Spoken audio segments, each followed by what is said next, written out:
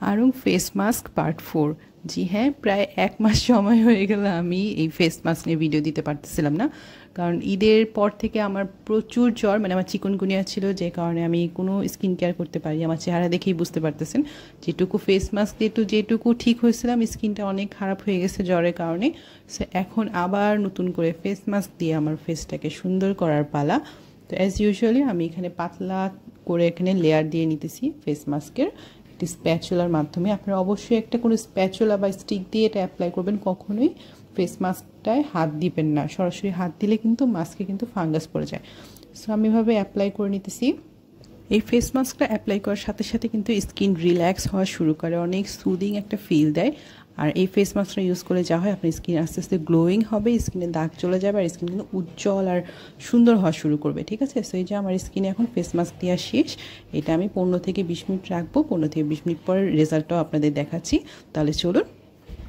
প্রায় 20 মিনিট পর এই হলো আমার ফেস মাস্কের যে অবস্থা, দেখতেই পাচ্ছেন টোটালি ড্রাই হয়ে গেছে। এভাবে প্রেস করলে কিন্তু বোঝা যায়, দেখেন অনেকটা কিন্তু ক্র্যাক চলে আসছে, মানে এটা একদম সুন্দরভাবে শুকিয়ে গেছে। এখন আমরা এটাকে তাহলে ক্লিন করতে পারবো। ক্লিন করার জন্য আমরা এভাবে একটু রাব করবো। আমার হাত লাগার সাথে সাথে মাস্ক উঠে গেছে আমার ফেশিয়াল ছাড়াই, স্পঞ্জ ছাড়া। এখন একটা ভেজা স্পঞ্জ দিয়ে এটাকে আলতোভাবে রাব করা শুরু করবো। হ্যাঁ, এভাবে রাব করতে করতে দেখেন ফেস মাস্ক কিন্তু উঠে আসা শুরু করছে।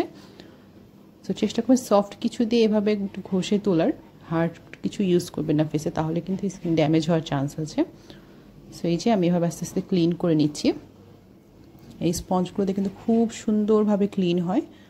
আর সেন্সিটিভ জায়গাগুলো একটু সাবধানে, যেমন আমার যে নাক ফুলের জায়গা ক্লিন করতে গেলে আমি প্রতিবার ব্যথা পাই। স্পঞ্জ কোনো না কোনোভাবে আমার নথের সাথে বা নাকফুলের সাথে লেগে এরকম ব্যথা লাগে। সো এই জায়গাগুলো একটু সাবধানে থেকে আমার নাক লাল হয়ে গেছে। সো এভাবে আমি আস্তে আস্তে ফুল ফেসটা ক্লিন করে নিচ্ছি।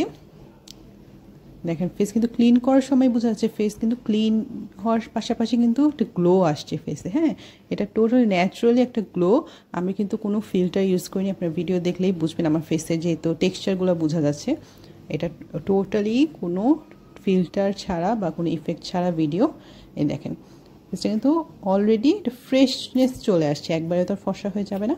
সো যারা এরকম মানে খুব কুইকলি ফেসে একটা গ্লো চান, ফেসে মানে ফ্রেশনেস চাচ্ছেন, ফেসটা ন্যাচারালি সুন্দর করতে চাচ্ছেন, তারা কিন্তু অবশ্যই এরকমভাবে এই যে আরঙের ফেস মাস্কটা ইউজ করে ফেলবেন। এটা হলো sandalwood face mask. So Aarong earth face মাস্কের পার্ট 5 দেখার জন্য অবশ্যই আমার সাথে থাকতে হবে। ততক্ষণের জন্য টাটা, বাই বাই।